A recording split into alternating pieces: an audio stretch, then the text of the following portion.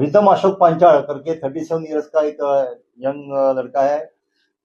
वो रहता है मंचूबाई रोड मालाड में। वो बेसिकली जिम ट्रेनर है और पिछले 2-3 महीने में उसने लोगों में ऐसा फैलाया कि मेरे शरीर में किसी भगवान का संचार है और उस भगवान के संचार के माध्यम से आपके ऊपर जो भी कुछ समस्या है उसका मैं हल निकाल सकता हूँ।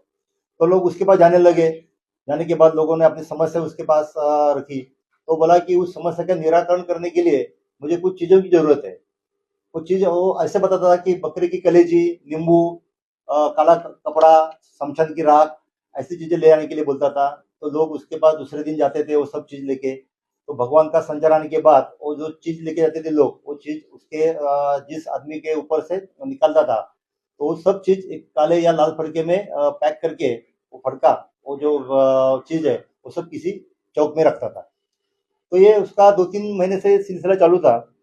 तो आसपास के लोगों में थोड़ा डर का माहौल पैदा हुआ, तो लोग उससे कहने लगे कि ये सब आप कर रहे हो वो सब गलत है, ये बंद करो। तो उसने धमकी दिया कि ये मेरे जो विधि के बीच में जो आएगा उसका सर्वनाश हो जाएगा, आप मेरे विधि के बीच में मत आओ करके। तो वो लोग डर के हमारे पास आ गए। तो हमने पूरी इंक्वायरी कर लिया। तो अब इंक्वायरी में ऐसा रिवील हुआ कि ये जो रिदम पंचायत कर रहा है वो सब गलत कर रहा है। तो उस रहवासी जो थे आसपास के उनके हमने एफआईआर ले ली।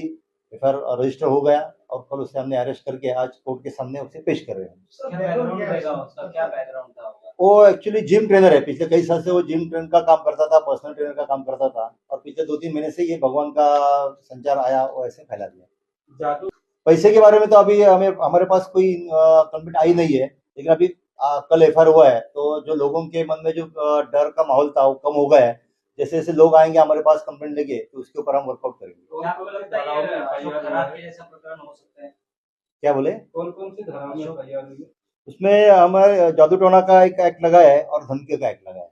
जैसे आपको पता है सर, हमारे पास कंप्लेंट आई नहीं है, लेकिन फ्यूचर में आ सकती है। तो जब कंप्लेंट आएगी तो हम उसके ऊपर वर्कआउट पक्का करेंगे।